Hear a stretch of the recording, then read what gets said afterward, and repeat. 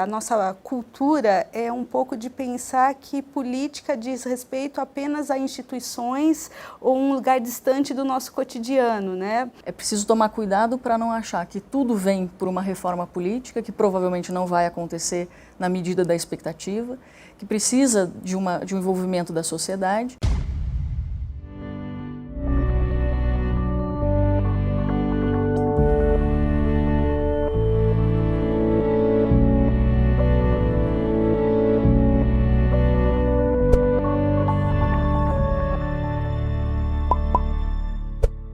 Olá, esse é um dos capítulos do curso Brasil Sustentável.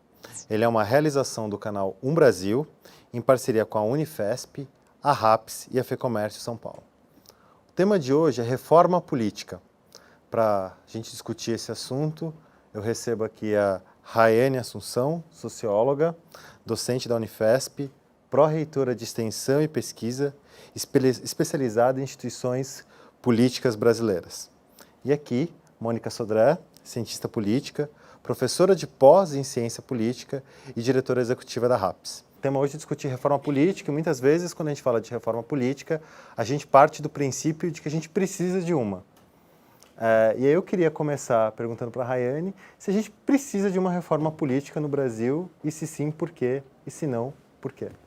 Para a gente pensar numa reforma política, acho que primeiro a gente tem que pensar o significado da política na nossa vida, né? Porque muitas vezes, e acho que a nossa cultura é um pouco de pensar que política diz respeito apenas a instituições ou um lugar distante do nosso cotidiano, né? É difícil a gente fazer esse raciocínio de que qualquer decisão que é tomada, né, do ponto de vista político, ele tem um impacto direto na vida de todo mundo que vive naquele espaço chamado Estado, né? Então, acho que para a gente pensar na necessidade da reforma é pensar o significado da política, pensando que política, né, diz respeito a uma forma de organização da vida em coletividade, onde a gente pensa que quem é que vai tomar decisões, como essas decisões vão ser tomadas e que validade que essas decisões têm, ou seja, que legitimidade que ela tem para fazer com que todos que estão naquele dado território sigam aquelas regras, né? Porque a gente pode pensar, por que chega um boleto na minha casa lá do IPTU e eu pago? Né? Então, e quanto que vai ser cobrado desse IPTU? Então, muitas vezes a gente não faz esse raciocínio do que a decisão política implica na nossa vida, né? E aí pensar, né, na política e o quanto ela organiza a nossa vida é pensar no que significa você ordenar esse processo de escolha de quem vai tomar essas decisões coletivas, né? Então, aí, pensar nesse sentido significa a gente olhar quais são as regras que estão estabelecidas para pensar a forma de organização social e de como essas decisões vão ser tomadas, né? Então, penso que fazer uma discussão sobre a reforma política significa pensar se as regras que estão estabelecidas, elas estão dando conta de escolher, né, os representantes que melhor tomam decisões para a nossa vida coletiva, né? Acho que só se a gente, né, ao fazer esse raciocínio, a gente coloca a importância que tem, né, pensar se é necessário reforma ou não. Né? Acho que esse é um primeiro ponto para a gente, né, colocar aí para poder pensar se é necessário. Acho que um segundo ponto para a gente pensar é que quando a gente fala de reforma, a gente está falando de ajuste, né? Porque reforma significa você olhar para algo que está, né, estabelecido, que está estruturado, e você vai fazer alguns ajustes, né, para adequar de acordo com uma necessidade que você tem. Então, a gente não está falando de revolução, a gente não está falando de mudança radical, a gente está falando de alguns ajustes, né? E aí, se a gente olha, né, na história, né, até recente, né, quais foram as reformas que foram propostas para ajustar melhor esse sistema, né? Acho que a gente passou no último ano, né, em 2017, a gente teve um ajuste aí que foi até chamado de mini-reforma. Se reforma é ajuste, imagine uma mini-reforma, né? Então, foi um ajuste que foi feito. E aí, assim, foi feito um ajuste, né, no ano passado, considerando que 2018, né, o ano atual, temos eleições, ou seja, qualquer ajuste, qualquer mudança que fosse feita, teria que ser feita num prazo, né, de um ano para que tivesse vigência no período atual. Então, a gente tinha propostas de emenda constitucional ali que já estavam, né, no Congresso Nacional há 14 anos, né? E o ano passado, né, faltando um ano para a eleição, né, num momento considerado de crise política, né, se estabelece ali uma comissão especial para discutir e propor uma reforma política, né? Então, penso que nesse momento, né, é necessário, então a gente passou por uma mini reforma, é necessário a gente fazer uma discussão, né, sobre a reforma, que eu acho que ela é necessária, até por todas as mudanças que a gente teve nesse processo, mas é uma reforma que, por si só, ou seja, fazer esses ajustes no âmbito institucional, não dá conta das mudanças que são necessárias para que as regras correspondam à necessidade que a gente tem de mudança na nossa vida. Então, é necessário um processo onde a sociedade civil realmente compreenda o que significa uma reforma política, para poder pensar que reforma é essa, onde vai corresponder a essas necessidades cotidianas nossas, né, no campo da saúde, da educação, da segurança pública, meio ambiente, então algo que realmente nos represente, né? Então eu acho que, né, até respondendo, eu acho que é necessário, né, mas a reforma por si só ela não vai fazer as mudanças se nós, enquanto sociedade, não tivermos organizados e compreendendo e propondo os ajustes que a gente considera que seja representativo das nossas demandas. Eu queria passar a bola para a Mônica e perguntar assim, a gente concorda que é necessário um ajuste, a gente concorda que é necessário algum tipo de reforma, mas concretamente, quais são os pontos para você que já mereciam ser reformados agora, que tem algum consenso, alguma coisa de que está disfuncional? Primeiro, boa noite, Leandro, boa noite, Rayane. Super feliz de estar aqui com vocês. Eu acho que um primeiro ponto é democracias não são todas iguais e não se organizam de maneira igual pelo mundo. Então, há diferenças nos sistemas eleitorais, nos sistemas políticos, nos sistemas partidários.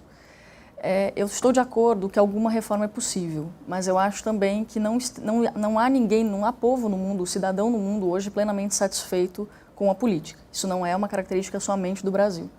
E pensando no nosso debate aqui hoje, um Brasil sustentável, uma coisa que eu aprendi com a sustentabilidade é que a simplificação é sempre perigosa. E eu tenho a sensação de que o nosso debate sobre reforma política no Brasil, ele não enfrenta de frente, ele não traz para o centro da discussão alguns pontos, algumas relações causais. Então, a gente tem a reforma política como um tema-chave, em tese a mãe de todas as reformas, mas isso normalmente está associado à percepção de que mudanças específicas e pontuais vão nos levar a uma melhora no estado de coisas, uma melhora na produção das políticas. Eu tenho dúvidas, e aí é honesto, se boa parte daquilo que a gente diagnostica como problema tem relação com o remédio que está se tentando aplicar. Algum ajuste é necessário, e eu começaria falando do sistema partidário, da maneira que os partidos se organizam. Existe uma descrença nos partidos hoje em dia. Em geral, a sociedade brasileira não confia muito nos partidos. A gente tem uma pesquisa de 2013 para cá, chamada-se Índice de Confiança Social, lançada todos os anos e que mostra os partidos políticos, assim como o Congresso Nacional e a Presidência da República, na lanterninha do campeonato, na percepção, na confiança do povo brasileiro.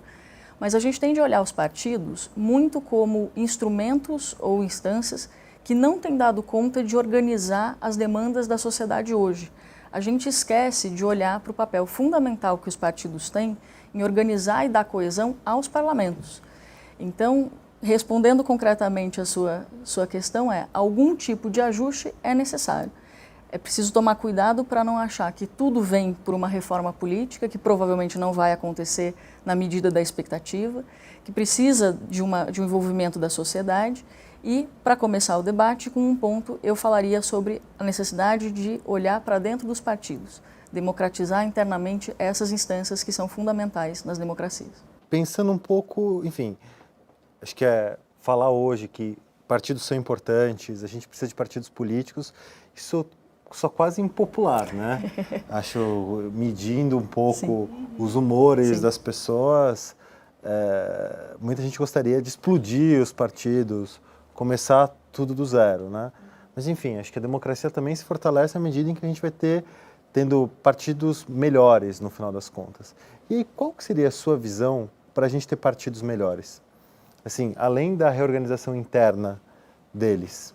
Bom, atualmente temos 35 partidos, né, no Brasil, e essa mini reforma que teve o ano passado, a proposta era que com a cláusula de barreira, né, com o próprio com o fundo partidário e aí o tempo de TV, né, de propaganda eleitoral, né, de TV e rádio, seriam, né, processos que fariam com que a gente tivesse uma diminuição desse número de partidos, né, porque a ideia é que você tendo esse número enorme de partidos, né, com essa fragmentação partidária, nós não teríamos uma identificação, né, dos eleitores com pautas específicas, ou seja, não seriam os partidos que seriam os elementos, o elemento aí, né, a instituição que faria essa aglutinação, né, de pessoas que se identificariam com uma pauta, né? Então a reforma ela vem com essa tentativa, né? Mas penso que isso é insuficiente. Acho que tem aí um mecanismo institucional que ele vai levando para esse processo. Então, acho que né, os mecanismos institucionais eles são importantes, mas penso que desde 2013, né, com aquele processo de mobilização mais intenso, né, nós temos tido muitas manifestações no sentido das pessoas se organizarem para além dos partidos, né? Por exemplo, a própria juventude, né? Você vai conversar com os jovens hoje, eles dizem, não, mas eu pertenço ao coletivo X. Né? Então, parece que o coletivo ele é muito mais representativo do ponto de vista do que eu me identifico, o que me pauta politicamente, qual é a bandeira que eu defendo, do que o próprio partido. E tem quase que uma negação, né? Assim, olha, bandeira partidária que não. Eu sou apartidário. Parece que você dizer isso é quase uma apresentação no sentido, eu sou contra um conservadorismo. Né? Agora, do lado certo das coisas. Isso, parece que eu estou do lado que é mais, que está num processo de transformação, parece que eu estou respondendo a um processo de transformação que a sociedade está passando, né? Agora, aí acho que tem um aspecto importante, que é uma forma de mobilizar, de trazer pautas, só que a forma como nós nos organizamos politicamente, a forma como nós estabelecemos que vai fazer a decisão de quem é que vai estabelecer as regras do jogo passa ainda pela via partidária, né? E acho que os partidos eles têm um papel importante e foi uma conquista nossa, né, no sentido do que significa uma democracia, né, para que ela realmente seja uma democracia, que você tenha um processo, né, que passe por um crivo onde se apresente propostas e você tenha a possibilidade de escolhas múltiplas, né, e a possibilidade de uma renovação, que os partidos têm um papel importante aí, né, no sentido da gente realmente viver numa democracia e numa crença de que um processo de renovação vai acontecer, né? Então, acho que nesse momento a gente está num processo de como que a gente combina, né, essa forma de mobilização, né, que ao mesmo tempo ela entende que é necessário estar no coletivo, tem uma identificação, né, que o coletivo ele é importante, como que a gente faz com que isso venha por uma via que não haja uma negação total do partido, né? Então, penso que os partidos hoje eles têm uma tarefa grande, né, no sentido de como é que faz, né, essa renovação, porque é uma renovação que vai ter que ser feita por dentro, né? A gente precisa fazer um trabalho, os partidos precisam fazer um trabalho de base, precisam fazer um trabalho, né, de formação e de diálogo com esse processo de organização da sociedade, né? Porque se não fizer isso, né, terá dificuldade de fazer com que a nossa democracia amadureça, né, que eu acho que aí os partidos eles têm esse papel, né, deveriam ter esse papel, né, acho que do amadurecimento da nossa democracia, né, porque o que a gente viveu aqui no Brasil, né, foi um processo onde que obviamente o processo de mobilização ele foi super importante para que a democracia existisse aqui no Brasil, mas a gente tem, né, um processo que é de uma grande mobilização para a democracia, para o processo da Constituinte. Acabou a Constituinte, né? Daí parece que o dever estava cumprido, né? Então e não fazendo uma conexão, né, entre o que significava essa nova conjuntura, né, do ponto de vista da instituição, né, da institucionalidade que era estabelecida pela Constituição e o momento econômico que a gente também estava vivendo. Então como é que a gente linka, né, política com economia e uma resposta por meio de políticas sociais, né? Então penso que a gente, né, perde esse time a partir do momento em que a gente estabelece, olha, temos democracia, temos as políticas sociais, tem os conselhos estabelecidos e aí temos o dever cumprido. Como é que a gente... Então, penso que nesse momento a gente tem que resgatar esse processo de participação política, né? Não, obviamente, reproduzindo o que foi o período da diretas já, né? Mas como é que a gente renova, e acho que a gente tem possibilidade de renovação até por esse caldo, né? Por esse caldo político, por essa forma de mobilização social que a gente tem tido, né? Eu vou pegar esse ponto, vou segurar ele, porque antes de pegar, porque acho que esse é um ponto super importante quando a gente fala de reforma política e sociedade, né? Mas acho que a Mônica tocou num ponto super importante na resposta anterior dela, quando ela falou um pouco da reforma política como uma panaceia, né? E a gente tem se especializado nos últimos anos em criar armadilhas para a esperança, né? Então, ó, se a gente combater o presidencialismo de coalizão, um futuro maravilhoso existirá diante de nós. Se todas as pessoas saírem pelas ruas, um mundo maravilhoso acontecerá diante de nós. Idem para a reforma política. Isso, juntando um pouco as falas de vocês duas, me parece que a gente tem confundido um pouco, e isso pode ser uma grande armadilha para a reforma política com reforma eleitoral. E aí eu queria saber se essa minha percepção está correta e qual é a armadilha que a gente está correndo se a gente confundir as duas coisas. Leandro, eu concordo. Acho que há uma confusão, assim como há confusão com o próprio termo presidencialismo de coalizão, que esse ano completa 30 anos e que foi cunhado pelo Sérgio Abranches em 88. A reforma eleitoral ela é um caminho ou uma das medidas para se chegar a uma reforma política um tanto quanto mais ampla, qualquer que seja ela. O meu desconforto com esse debate vem do fato de que eu acho que, assim como na nossa casa, a gente não vai derrubar uma parede sem ter certeza de que aquilo não faz parte da estrutura da casa, não dá para mudar algumas características sem considerar que sistema funciona de maneira integrada. Não dá para pegar uma peça de um lugar e botar em outra e esperar que funcione. Se eu pegar um pedaço do meu intestino e botar no estômago, não vai dar certo. As funções vão estar invertidas. Então, é um pouco isso. Existem características do nosso sistema eleitoral que vão originar uma determinada configuração dos parlamentos. Não dá para substituir isso da maneira que a gente quiser, sem que isso represente consequências. Então, acho que a confusão acontece em larga medida, porque a gente não se debruça em alguns pontos fundamentais. Mencionei os partidos e, já que eu estou fazendo papel de impopular aqui hoje, eu vou trazer um outro elemento que é financiamento, né? Financiamento da democracia e financiamento da política de maneira geral. Tenho a sensação de que a gente criminalizou um pouco recursos de pessoa jurídica. E a gente vendeu para a sociedade a ideia de que recursos públicos dariam igualdade de condições para todo mundo que quisesse competir nas eleições. Não é verdade. A gente está vendo que a distribuição do fundo partidário, que já existia, e a do fundo eleitoral que foi criado, estão completamente direcionadas com base nas bancadas dos maiores partidos, com base na eleição anterior. Democracia custa. Tem 3 métodos de financiar. Cidadão financia, Estado financia, empresas financiam. No Brasil, a gente olha para a empresa e acha que não, porque desequilibra o jogo. Aí a gente fala sobre criar um fundo. Imagina, você vai destinar dinheiro para a política, isso devia estar na educação, na saúde e na segurança. E você pede para a sociedade doar para a campanha? Imagina, e eu vou botar dinheiro aí, as pessoas não querem se envolver também. Então, acho que a gente precisa começar a trazer esses pontos mais nevrálgicos, mais acupunturais, e trazer também essa dimensão da sociedade. Quer dizer, uma sociedade que exige melhores políticos, políticos mais preparados, políticos mais honestos, um sistema que funcione melhor, mas também é uma sociedade pouco disposta, por vezes, a entrar para a política, porque nesse universo eu não vou, nisso aí eu não mexo. Então, precisamos trazer luz a esses pontos. Eu acho ótimo a gente abraçar a impopularidade, falando de reforma política.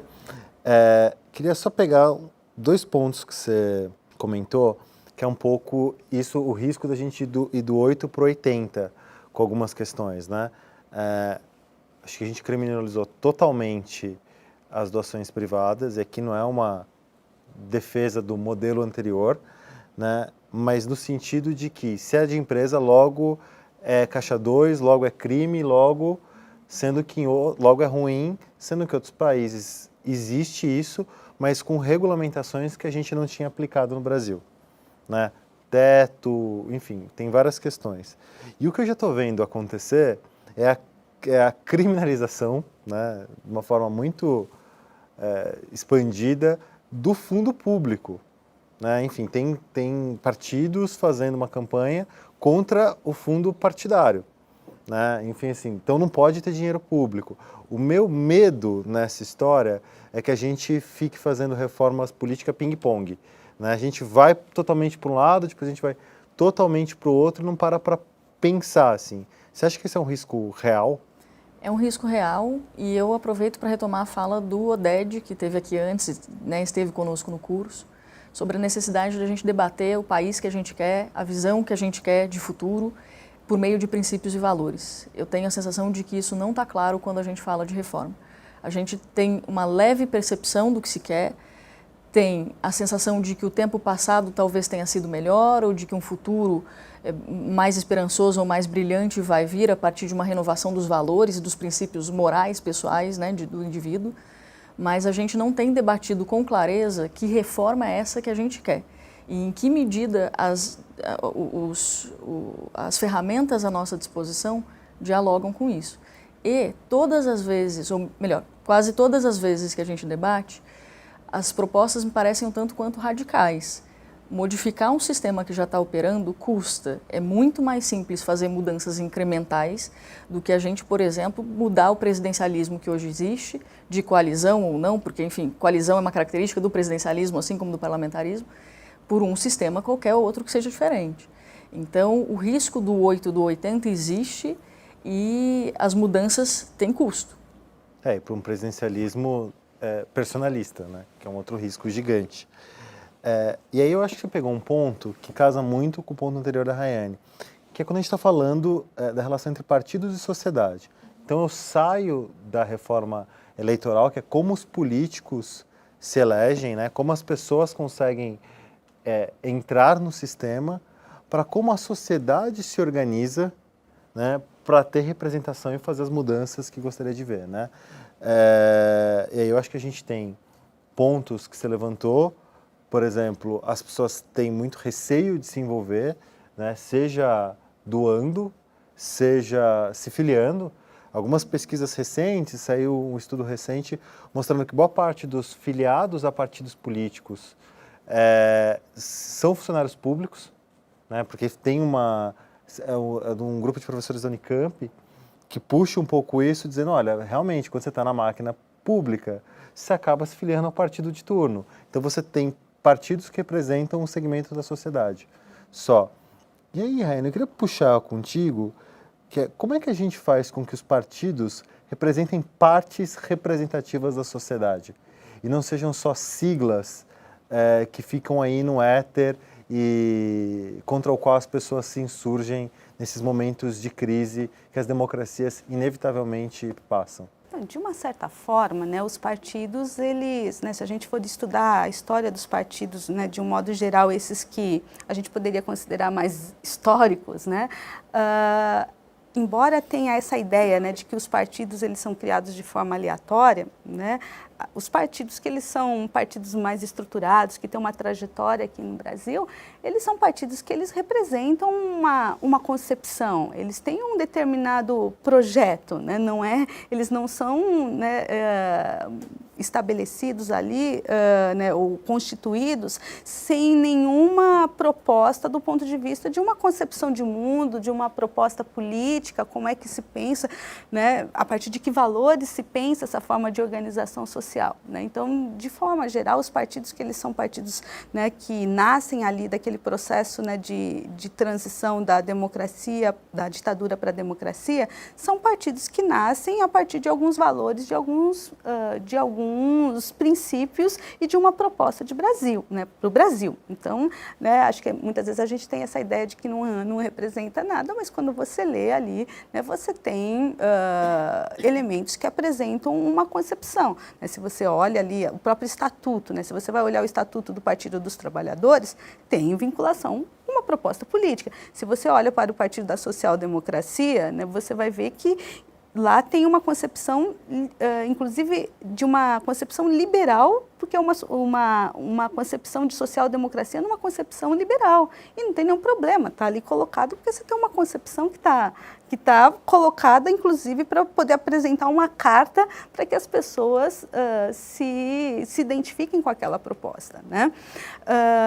Agora, quando você estabelece isso, você consegue angariar, né, algumas pessoas que vêm, há uma combinação ali de princípios, mas também uma combinação de como é que o jogo está sendo jogado no campo político, né? Em geral, os partidos, né, mesmo naquele momento onde, né, há a transição da ditadura para a democracia, há uma leitura de como é que está composto, né, como é que a gente sai do bipartidarismo, né, como é que a gente sai ali, né, da arena e do MDB para um processo, né, de democratização. Então, que forças que estão ali e que espaço político existe para a gente apresentar a proposta, né? Então, é uma leitura, né, que combina, né? Então, há uma combinação, né, de concepção, né, com o jogo que está sendo jogado. Qual é o espaço político que a gente tem aqui para a gente conseguir ocupar, né? Então, quais são os sujeitos que estão ali, né? Com quem ele dialoga na sociedade? Então, é uma leitura que é de princípio, mas é também de atores políticos e quem é que a gente chama para fazer parte desse processo. Na medida em que você não consegue dialogar com alguns interlocutores na sociedade e você não consegue espaço político ou entende que fragmentar vai possibilitar que a partir de um personalismo você ganhe espaço, então aí você começa a criar outros partidos. Então tem uma questão que é ideológica, mas também tem uma lógica racional de qual é o espaço que eu consigo ocupar, né? Por isso que a gente tem muitos partidos que são muito comuns do ponto de vista da carta que eles apresentam, porque ali não é só a concepção, né? Tem o jogo político que está sendo jogado no sentido de qual é o espaço que eu consigo ocupar, né? Então, é toda uma engenharia, se a gente for pensar, né? Tem que fazer uma leitura dessa engenharia para poder pensar como é que as pautas da sociedade, elas entram para esse processo, né? Então, aí acho que a gente volta para aquela questão que a gente tinha, né, que tocamos anteriormente, que é o trabalho que os partidos políticos teriam que realizar nessa interlocução, né, com esse processo de mobilização social que está tendo, né? Porque como é que a gente dialoga, né, com uma pauta da periferia ou uma pauta feminista, como é que a gente dialoga, né, com uma pauta da juventude, com a pauta do desemprego, né, como é que a gente dialoga com tudo isso e apresenta uma proposta de acordo com a concepção que também está estabelecida ali no partido, né? Porque muitas vezes também a gente vê alguns candidatos ou algumas pessoas que pertencem a determinados partidos, que no momento que vai fazer a gestão, né, não tem nada daquilo que está vinculado à proposta partidária com aquilo que ele executa, né? Então, para a gente compreender, né, tem que ter essa leitura de qual é o jogo que está sendo jogado, né? Então, qual é a coalizão que está sendo feita, né?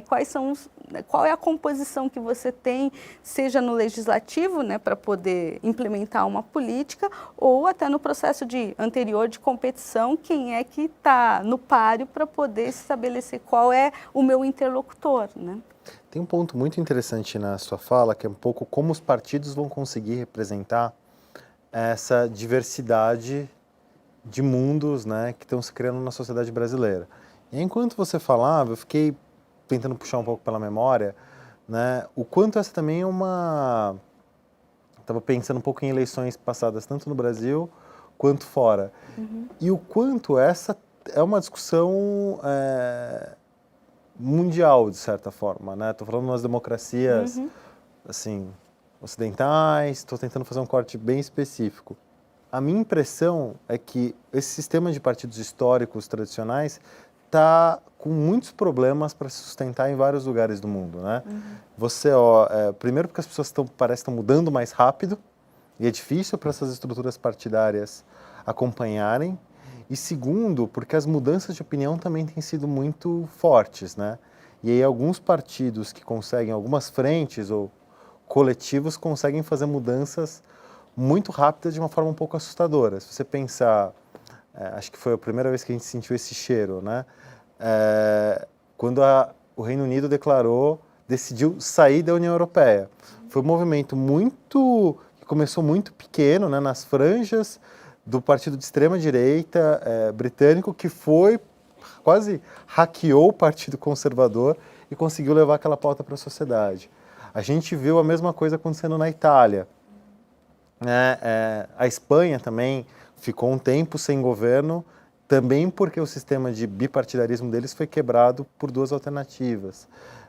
A gente vê isso acontecendo no Brasil. E aí uma questão, enfim, que me parece que tangencia um pouco esse debate, é até quando esse modelo de partido se sustenta. E se sustenta. E aí eu queria deixar essa provocação para você e depois escutar a sua visão sobre ela. Acho que a gente tem uma questão aqui no Brasil, né? De modo geral, os partidos políticos, eles têm quase que uma estrutura interna, né? Ou seria uma cultura que estabelece uma estrutura, né? Que tem a ver com o personalismo, né? Então, até, né, uma fala interna no partido, quem é a bola da vez, né? Ou quem seja, é o dono, né? É isso, porque eu posso, na pirâmide, né, hoje eu sou base, mas como é que eu vou ascendendo dependendo de quase como um capital político, né? Qual é o capital político que eu consigo angariar para o partido, e aí eu vou ascendendo, né, hierarquicamente eu vou ascendendo e vou me apresentando para outros cargos dependendo do meu capital político ali, né? O capital político interno. Então, a gente tem uma forma de relação, né, a relação ainda ela se dá em torno de figuras. Então, a gente tem uma dificuldade aqui, porque os nossos partidos, em geral, né, eles são estruturados em torno de figuras que conseguem um capital político para o partido. Então, a relação dele com o partido é o quanto que ele traz para o partido, né, o que o partido ganha com ele, e nesse processo ele também ganha porque ele ascende hierarquicamente, né? Então, isso, né, eu penso que é um problema nessa relação do partido com a sociedade, porque se a gente funciona, né, em torno de figuras, e dependendo do arranjo que tem ali, se a figura entende que ele perdeu espaço, ele pode ir para outro lugar e esse capital político ele vai ser transferido também, né? Então, aí a gente tem uma dificuldade. Mas acho que tem também, nesse momento, um processo, né, fazendo até uma analogia aí com o exemplo que você deu da Europa, que aqui no Brasil a gente tem tido algumas experiências que é de gestões, né, de mandatos coletivos. Né? A gente tem algumas experiências, e é dizer, não, mas isso do ponto de vista institucional não está nem previsto. Né? Não está previsto. E, inclusive, tem algumas falas, né, de pessoas que estão apresentando candidaturas dessa forma ou que já estão fazendo gestões dessa forma que dizem, nós queremos hackear o sistema. Ou seja, então eu apresento uma candidatura que ela tem que estar nos moldes da candidatura formal, tem que ser por meio do partido, é um candidato, é ele que tem a fala na tribuna, é ele que apresenta os projetos, só que a forma como isso é construído se dá num outro formato, né? E aí a concepção, né, que precisamos entrar, precisamos estar dentro, porque estando dentro é que a gente consegue. Precisamos estar fora e estar dentro, porque é coletivo, mas esse coletivo ele tem que estar dentro para fazer as transformações que são necessárias para que esse sistema realmente nos represente. Né? Então, embora de forma bastante incipiente, né, mas a gente, né, temos já no Brasil algumas experiências, né, e até em mandatos, né, em candidaturas agora, em apresentações de candidatos para essa eleição agora de 2018 e apresentando essas limitações que o nosso sistema tem do ponto de vista da representatividade, mas reconhecendo que é por esse caminho, né, ou nesse diálogo institucional e comunidade para poder transformar. Né? É a reforma por outro lado. Reforma por outro lado. Eu queria te escutar sobre isso. Bom, sobre a reforma por outro lado, eu também vou remeter a algumas falas, né, desse curso, que é a importância da educação. Eu acho que a gente passa 16, 17 anos na escola. A partir dos 16 anos você pode votar, a partir dos 18 você é obrigado a tirar um título de eleitor, mas raramente me parece que a escola se ocupa de preparar as pessoas para a política. Eu passei boa parte da minha vida na escola e nunca entendi por que se elegia um deputado de um jeito e um senador de outro. Isso só foi ser uma preocupação já na faculdade, na ciência política. Então, acho que a reforma e um diálogo sobre como é que se pode aproximar partidos da sociedade vem também, na minha percepção, da necessidade de educar a população para a política e para o entendimento sobre os partidos. Exemplo clássico, sistema proporcional de lista aberta. A unidade que é privilegiada, a unidade que organiza... É o nosso sistema, né? Exato, que é o sistema, isso, que é o nosso sistema aqui no Brasil. A unidade principal é o partido político. E o que a gente vê na eleição para vereador, deputado estadual, deputado federal, é basicamente as pessoas votando em pessoas. Ah, isso está errado? Depende. Será que foi explicado para a maioria das pessoas que o voto, em primeiro lugar, vai ser computado para o partido ou bloco partidário? Porque nessas eleições ainda é permitido coligação, né? A partir de 2020 não mais será possível. Então tem um ajuste aí que parte do entendimento de uma população que não me parece ter sido muito educada ou orientada a compreender esses elementos técnicos e que, portanto, desvaloriza uma unidade fundamental para o processo democrático brasileiro sem entender que é para essa unidade que os votos estão indo em primeiro lugar. Partidos importam. A gente está chegando ao final dessa conversa, acho que a gente conseguiu passar por uma série de temas muito complexos em pouco tempo. Eu acho que fica uma provocação para as pessoas que nos assistiram, para que elas se aprofundem nesses temas que a gente puxou. Eu acho que a gente conseguiu passar sobre a necessidade ou não de ter reforma, sobre quais são as implicações dessas reformas, né? O famoso, a gente não pode jogar água do banho com a criança dentro, sobre a importância de se conectar com a sociedade. E eu queria pegar uma mensagem de encerramento de vocês. Assim.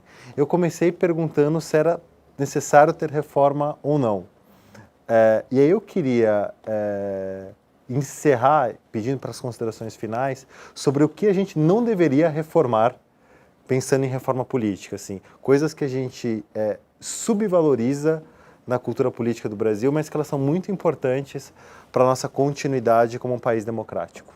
Bom, acho que a ideia, né, Bom, primeiro acho que o valor democrático, né? Acho que a gente viver numa democracia e penso que nesse momento é muito importante a gente valorizar e reconhecer o significado da democracia na nossa convivência social, né? Porque penso que tem né, se a gente pensa o período da transição da ditadura para a democracia, né, temos aí vários anos, já várias décadas, né?